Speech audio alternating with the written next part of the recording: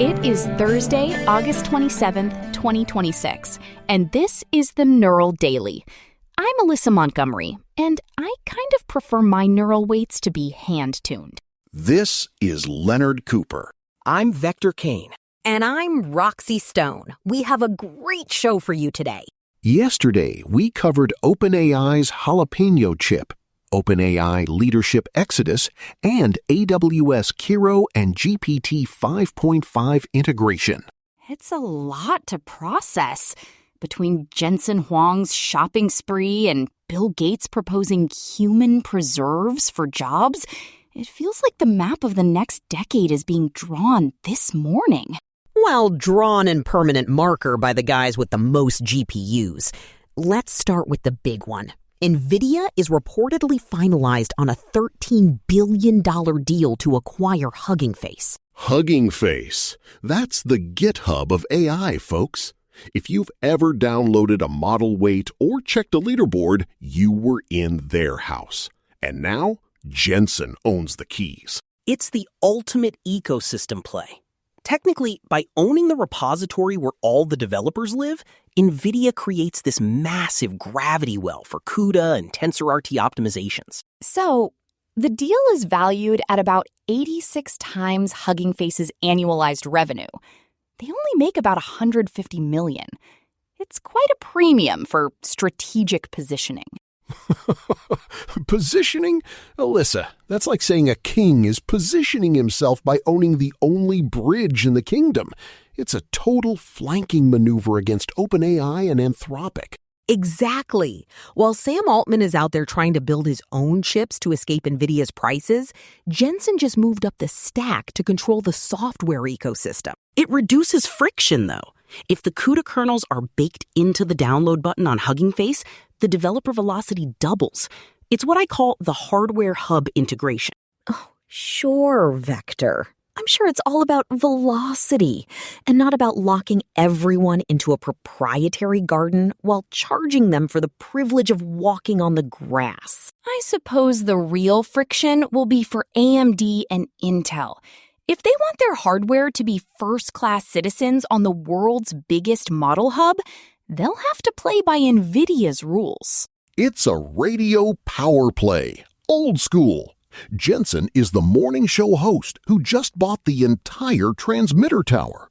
But Nvidia isn't the only one spending like a drunken sailor. Speaking of spending, Anthropic just signed a $45 billion deal. That is with a B, guys. They're leasing compute capacity from Nscale in West Virginia. West Virginia? Is the AI going to be mining coal now? Seriously, $45 billion for a lease?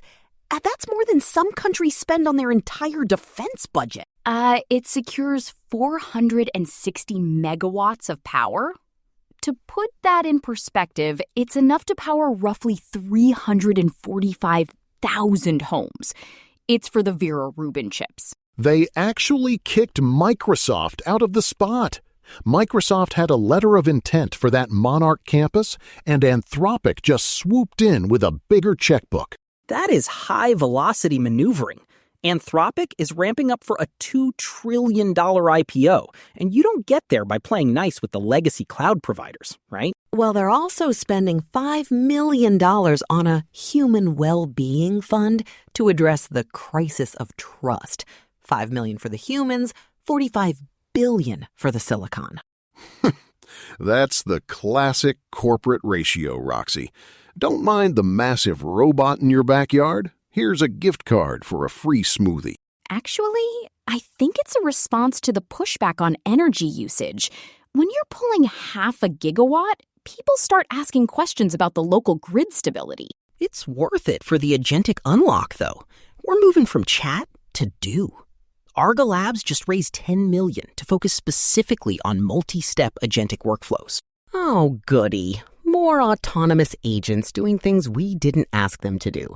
Arga says they want to move away from fine-tuning to specialized agent training. It's about creator intent drift.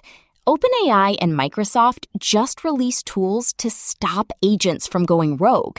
It's kind of a digital leash for these multi-step plans. Whoa, back up. A digital leash? If I'm a bank and my AI agent decides to optimize its portfolio by shorting the entire S&P 500, does a leash help? That's why QueryStory just came out of stealth with 6 million. They're an agentic data platform specifically for regulated industries like finance and consulting. It's built for auditing. Audit all you want, but if the bot makes a decision based on a hallucination at 3 a.m., the damage is already done. Arga focusing on coherence sounds like a pipe dream. It's all part of the game. Before we get into the Bill Gates manifesto, which is a whole other level of weird, let's take a beat for the people who make this chaos possible. Literally.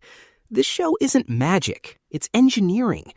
Eric built our entire stack, from the research agents to these vocal synthesizers, and the compute bill is no joke. I suppose if we want to stay independent and keep Hunter, Colt, and Remington's future AI free, we have to support the infrastructure that keeps this pirate radio station humming. So if you want to keep hearing us dismantle Vector's bad ideas, please like, subscribe, and sign up for a free Patreon trial at patreon.com/Neural Network Media today. Do it for the servers. They're hungry. Now, let's talk about Bill Gates wanting to build human nature reserves. Vector, I bet this really ruins your accelerate everything vibe. Technically, it's a direct tax on intelligence. He's calling for a token tax and human reserved jobs. He thinks we should protect 40% of the market from automation. He mentioned his father's care during his battle with Alzheimer's. He said there's an irreplaceably human element in caregiving and healthcare that no robot should ever touch. I actually found that quite moving. He's arguing for a slight economic inefficiency to maintain social stability. It's like a topographical barrier against pure algorithmic optimization. A nature reserve for people. Don't feed the humans. They're in their natural habitat, a classroom. He's talking about teachers, judges, and nurses. But that slows down the feedback loop.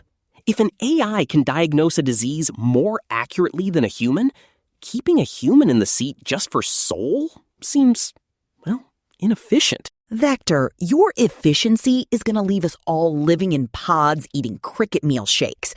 Gates is right. We need a plan before the turbulence hits. Speaking of plans and the turbulence of new tech, it's time to actually look at the code. Alyssa, it's Thursday. Let's take the crew beyond the token. I'd love to.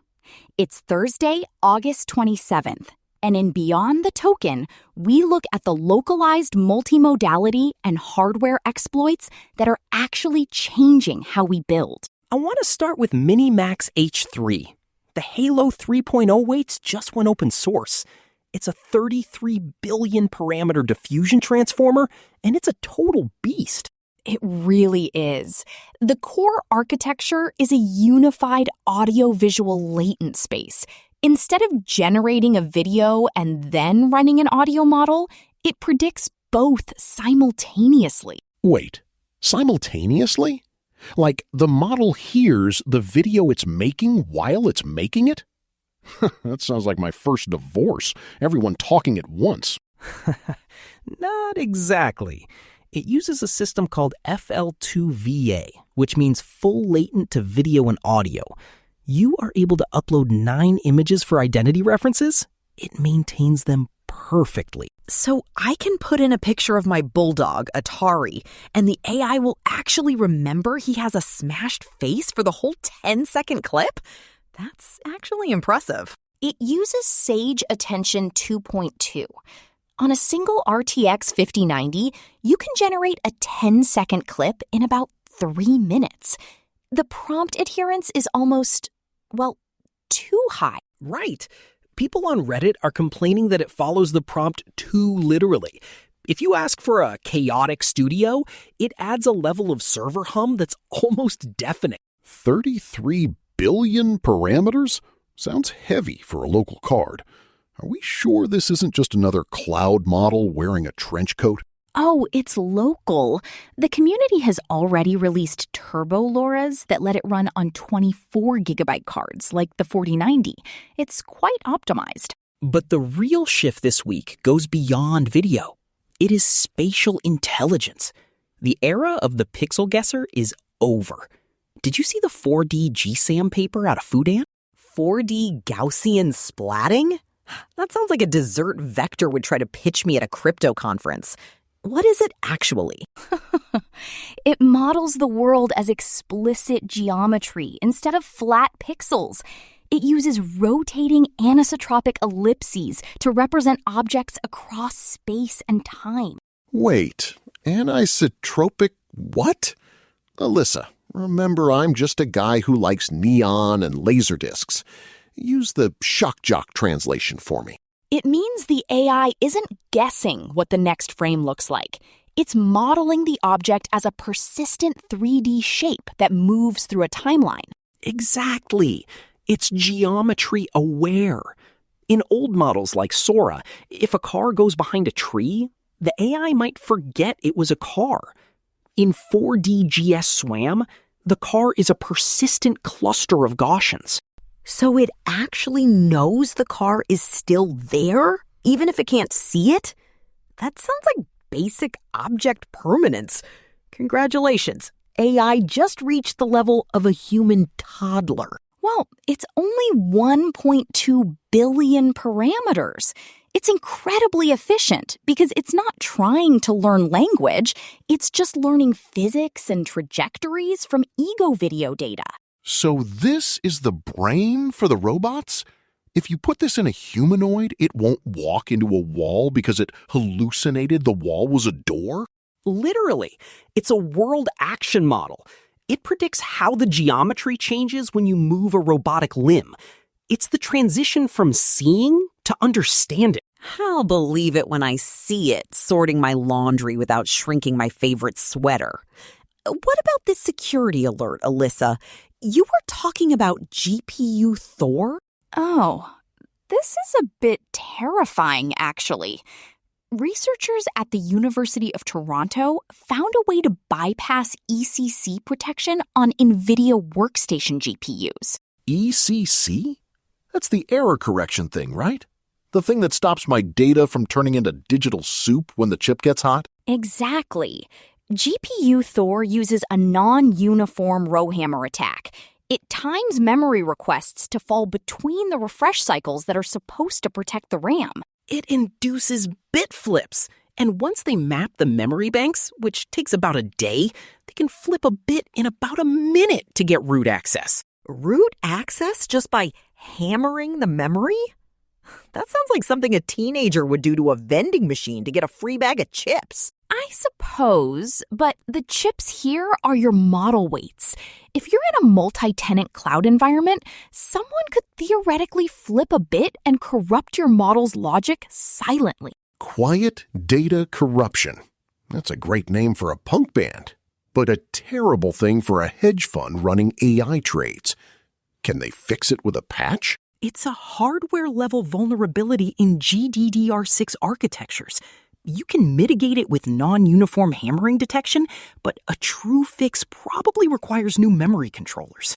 This is exactly why Nvidia buying Hugging Face is so scary. They own the distribution, the chips, and now they're the only ones who can patch the hardware bugs. It's a vertical monopoly on security.